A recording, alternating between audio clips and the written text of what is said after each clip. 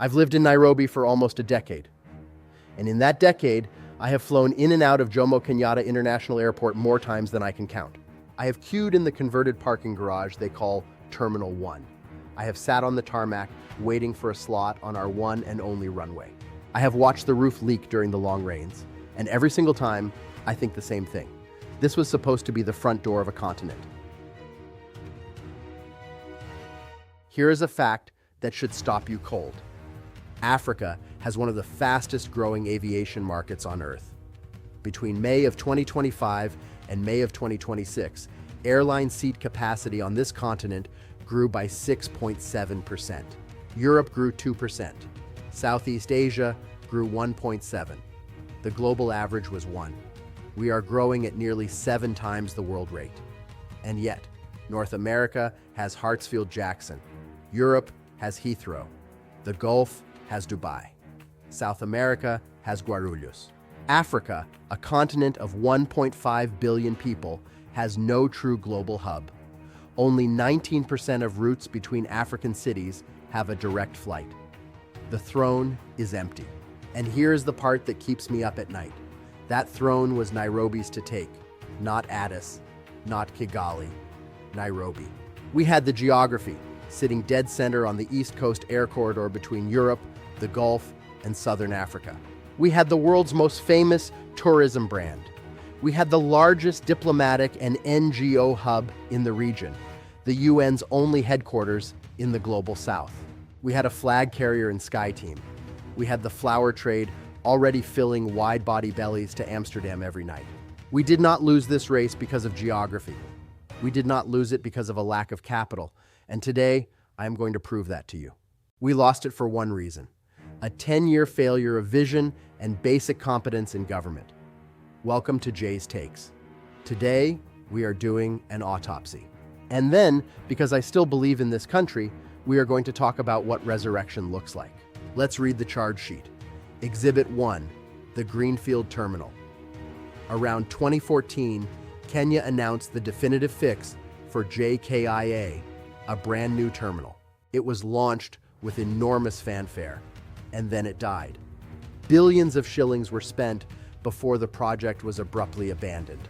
The physical legacy of that failure is the airport you walk through today, where quote-unquote temporary facilities became permanent workarounds. Exhibit 2, Adani. Fast forward a decade. In 2024, the government tried the opposite approach: hand the entire airport to a single private operator, India's Adani Group, for 30 years, roughly a $1.85 billion concession. The public revolted. Aviation workers went on strike. The courts got involved. Amid intense scrutiny and corruption allegations, the government terminated the deal. Another cycle burned, and the runway count at JKIA remained exactly what it was in 1978. 1. Exhibit 3 is happening right now, and I will come back to it because it deserves its own segment. But first, sit with the operational math. JKIA was designed for around 8 million passengers a year. In 2025, it handled roughly 8.8 million. We are running over design capacity. Our single runway handles about 14 aircraft movements per hour. Heathrow, with 2 runways, does about 90. Every delayed rotation is a tax on Kenyan business. And here is what makes this a governance story and not a poverty story. The money was always findable. The African Development Bank was at the table. JICA was at the table. Germany's KfW, the European Investment Bank, China Exim, the IFC advising, the Qataris being courted directly by the president. The current master plan, unveiled in December 2025 with global consultancy Sidara, is priced at roughly $2 billion. Capital was never the constraint. The ability to run a clean procurement was. Meanwhile, while we produced 2 spectacular failures and 0 runways, our neighbors were taking notes, and then they were taking our lunch. Consider Rwanda, a country of 14 million people, landlocked, whose existing airport handles around 1.3 million passengers a year. When their original partner on the new Bugesera International Airport, Portugal's Mota Engel, could not deliver, Kigali did not spend 5 years in litigation. They landed a far stronger partner, Qatar. And look at the deal hygiene. 3 clean agreements. A shareholders agreement defining the partnership. A share purchase agreement executing the buyback and resale. A government-backed indemnification guarantee. The result, a $1.3 billion airport with a first phase built for 7 million passengers. It is not a building. It is a trade weapon. Now scale that logic up and you get Ethiopia. Ethiopia is a country that, on nearly every governance and income indicator, started from a harder place than Kenya. But for 50 years, through revolution, famine, war, and dictatorship, one institution was never allowed to rot: Ethiopian Airlines. It grew into Africa's dominant carrier. In January 2026, Ethiopia broke ground on Bishoftu, the biggest aviation project in African history. $12.5 billion, designed for 60 million passengers around 2030. An endgame of 110 million passengers a year, which would make it, by design capacity, the busiest airport humanity has ever built. Bigger than Heathrow, bigger than Dubai, bigger than Atlanta. And here is the detail that should haunt every Kenyan policymaker.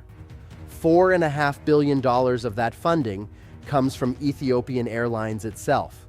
The airline is funding the airport.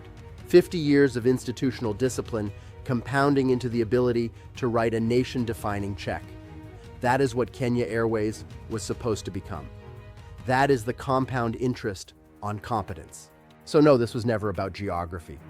Kigali proved a small country can solve capital with clean deal architecture.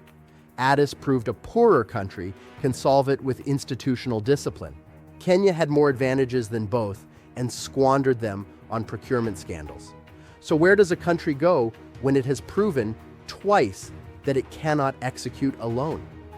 Realistically, there were 3 doors. Door number 1, Singapore. Changi Airports. International exists to sell exactly the thing Kenya lacks, not concrete. Doctrine. CAI has worked across more than 60 airports in over 20 countries. Notice what is missing from that list: Africa. For Kenya, that is either the greatest untapped partnership available or a quiet verdict on how Singapore's famously corruption-allergic institutions price our governance risk. Door number 2, and this is the one that fascinates me: the Swiss. Because here's the thing. We do not have to speculate about whether disciplined foreign operations can work at JKIA. It is already happening. Swissport has operated at JKIA since 1997. Today, the largest independent ground handler in Kenya, running cargo, security, lounges, and load control.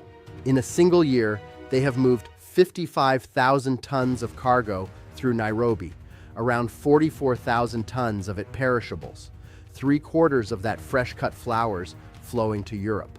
On the same airport campus, under the same weather, the same politics, the same power grid, one side of the fence runs with Swiss precision. The other side of the fence leaks when it rains. Same country, same airport. The only variable is governance. JKIA is not one airport. It is a controlled experiment with the results already in. Door number 3, China. And this is no longer hypothetical. In June 2026, reports emerged that Kenya has awarded a 375 billion shilling contract, about $2.9 billion, to China Communications Construction Company for the JKIA expansion. To be fair, the structure is better than its predecessors. This is an EPC contract. CCCC builds and hands over. Kenya keeps ownership, operations, and revenue. It is not a debt trap. The financing runs through a new national infrastructure fund seeded by privatizing the Kenya Pipeline Company. But watch the pattern. The consortium includes CCCC's subsidiary CRBC, builders of the SGR and Nairobi Expressway. The Kenya Airports Authority has published no detailed breakdown of the contract structure. Civil society is already demanding transparency. 12 years after Greenfield collapsed, the third attempt begins under the exact same shadow. We may have changed the contractor. We have not yet demonstrated that we changed ourselves. So is it too late for Kenya? Let me give you the honest answer in two parts. For the crown, yes. The mega hub race is over, and Addis won it.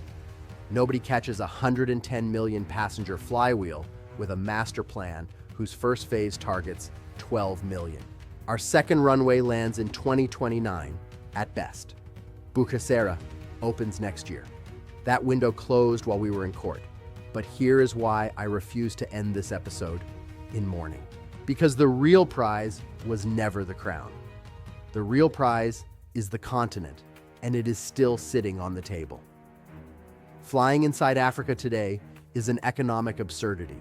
The average passenger pays around $64 in taxes and fees on an African international ticket against about $30 in Europe. In West and Central Africa, it averages over $90. Jet fuel costs up to 40% more here than the global average. A 2-hour flight from Accra to Monrovia can cost $500. It is routinely cheaper for a South African to holiday in Thailand than in Kenya, and the macro consequence is devastating. Intra-African trade sits at about 15% of our total trade, against 50% within Asia and 64% within Europe. We are a continent of neighbors who cannot afford to visit each other.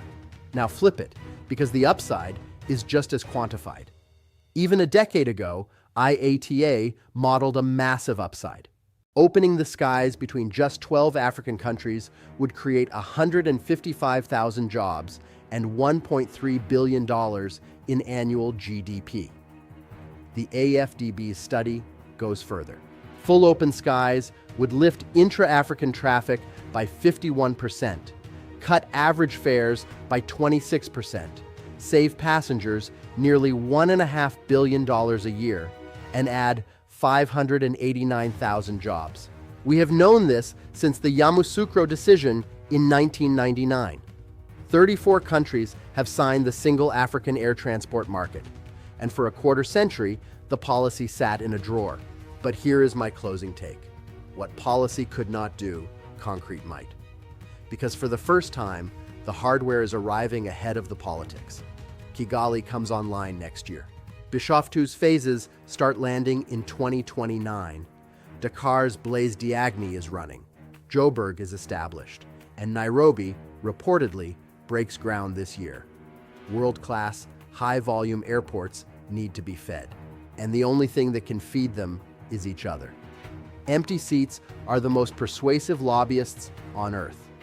The capacity itself will force the open skies that 25 years of summits could not deliver. Kenya fumbled the hub. That is on us, and specifically on a decade of leaders who treated our front door as a procurement opportunity instead of a national asset. But the continental prize is bigger than any single hub, and it is still unclaimed. If we get our house in order, run this CCCC build cleanly in public, Kenya does not need to be the throne. We need to be indispensable to the network. Given our geography, our brand, and our people, that is still entirely within reach. The autopsy is done. The resurrection is a choice. Thanks for watching Jay's Takes. If this kind of structural deep dive is your thing, subscribe, tell me in the comments whether you think the CCCC deal breaks the pattern or repeats it, and I will see you on the next take.